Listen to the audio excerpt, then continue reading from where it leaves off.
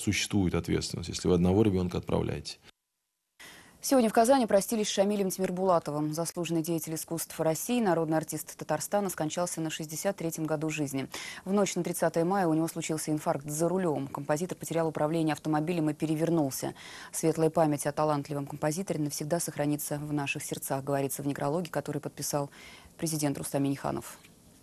Чувствовал, наверное, просто болел. Очень тяжело было. Он еле ходил, просто сам был такой веселый, вроде бы добрый, и шутил все время, но еле ходил. Был оптимистом и очень хотел жить, вспоминали сегодня самые близкие. Большого композитора провожали не в концертном зале, а во дворе его дома. Это было желание семьи. Здесь Шамиль Тимирбулатов получил квартиру, еще будучи молодым композитором, когда в 70-х буквально ворвался в музыкальное пространство.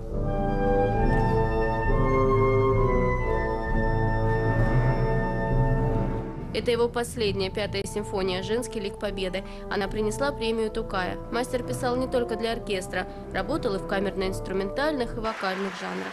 Сжег себя на этой преданности профессии. Шамилю Тимирбулатову и его творчеству предстоит раскрываться многие годы, потому что он удивительно слышал тревогу времени, он отвечал своим сердцем. Вызову профессии отвечал особым творческим горением, никогда не жалел сил. Рубин Абдуллин вспоминает, уже в студенческие годы каждое сочинение композитора было открытием, а поэты особенно ценили оперативность и организованность. Он обязательно доводил каждое свое начинание музыкальное до логического конца. Он был очень покладистым человеком, но твердым в своих убеждениях. Вместе с Ренатом Харисом творец не успел дописать музыку к балету для Астраханского театра. Всего неделю назад показывал коллегам ораторию. Те удивлялись, работать с такой крупной формой сейчас решается не каждый.